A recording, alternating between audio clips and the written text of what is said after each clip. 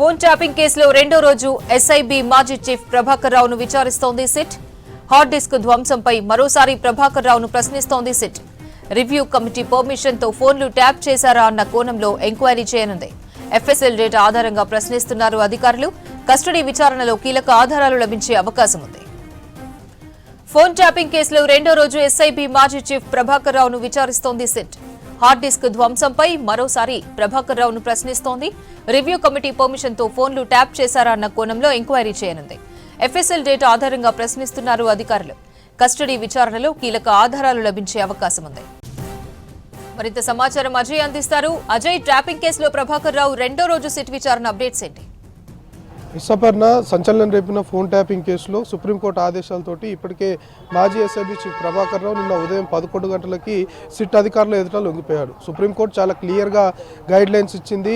విచారణకు హాజరు కావాలి, సరెండర్ అవ్వాలి అంటూ చెప్పిన క్రమంలో నిన్న ఉదయం 11 గంటలకు లొంగిపోతే ఫస్ట్ డేకి సంబంధించి దాదాపు 6 గంటల పాటు కూడా ప్రభాకర్ రావుని సిట్ అధికారులు విచారించారు. ఈరోజు రెండవ రోజు సంబంధించిన సిట్టు విచారణ కొనసాగుతుంది. మెయిన్గా ఈ ఫోన్ ట్యాపింగ్ వ్యవహారంలో ప్రభాకర్ రావు ఆదేశాలతోటే, అంటే కింది స్థాయి అధికారులు ఎవరైతే ఇందులో అరెస్ట్ అయ్యారో వాళ్ళు ఇచ్చిన వాంగ్మూలము, వాళ్ళు ఇచ్చిన కన్ఫెషన్ మొత్తం కూడా ప్రభాకర్ రావు ఎస్ఐబి చీఫ్గా ఉన్నాడు, ప్రభాకర్ రావు ఏ నెంబర్ చెప్తే ఆ నెంబర్ మేము ట్యాప్ చేయాల్సిన సిచ్యువేషన్ ఉండే కాబట్టి చేశాము అని చెప్పారు. అయితే ప్రభాకర్ రావుని గతంలో చాలాసార్లు కూడా సిట్ అధికారులు విచారించారు, కానీ ఆశించిన మేరకు సమాచారం సేకరించలేకపోయాము అని సిట్ అధికారులు చెప్పిన క్రమంలోనే న్యాయస్థానం సుప్రీంకోర్టు కూడా సరెండర్ అవ్వాలి అంటూ చెప్పింది. సో సరెండర్ అయిన తర్వాత ఈరోజు హార్డ్ డిస్క్లకు సంబంధించిన వ్యవహారంలో, ఎందుకంటే వార్ రూమ్స్ని ఏర్పాటు చేసుకున్నారు, ఒక డెన్ను ఏర్పాటు చేసుకొని మొత్తము అప్పుడు బీఆర్ఎస్ హయాంలో మెయిన్గా ఇతర పార్టీలకు సంబంధించి, మెయిన్గా కాంగ్రెస్ పార్టీకి సంబంధించిన ముఖ్య నేతలు అనుకోవచ్చు, వాళ్ళ వ్యక్తిగత సంభాషణలు కూడా విన్న సిచ్యువేషన్. సో వీటన్నిటిపైన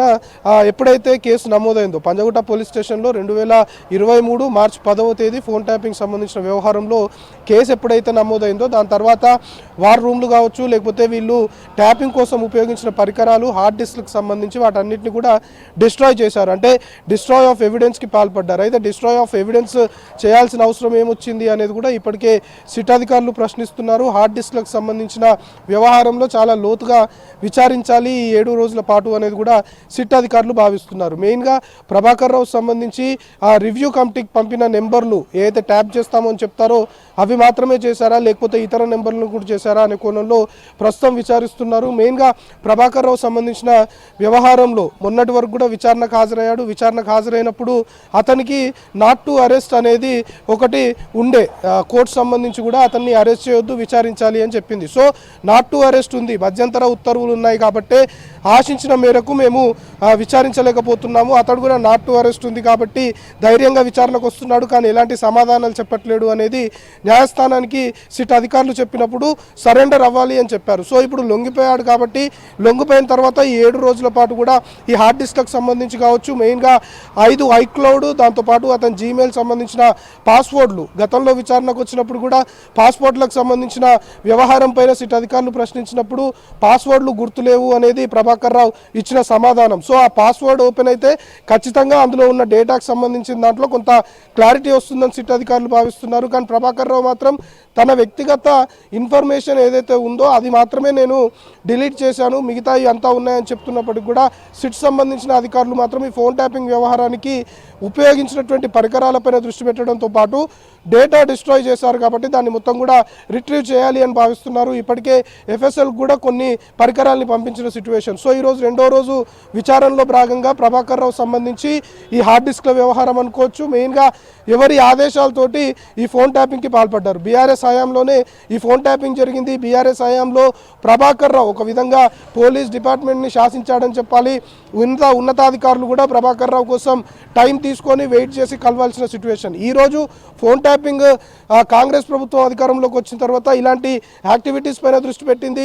ఫోన్ ట్యాపింగ్ కేసులో ఒక విధంగా డిపార్ట్మెంట్ నేన్ల ప్రభాకర్ రావు ఈరోజు 6 రోజుల పాటు, అంటే 6 రోజులు 6 నైట్స్ జూబ్లీ హిల్స్ పోలీస్ స్టేషన్లోనే ఉండాల్సిన సిచ్యువేషన్ ఏర్పడింది. సో ఇంకా 7 రోజుల పాటు ఈ విచారణ జరగనుంది కాబట్టి ఈరోజు రెండవ రోజు ఇంకొక 5 రోజుల పాటు 19వ తేదీ వరకు కూడా ప్రభాకర్ రావుని సిట్ అధికారులు విచారించనున్నారు.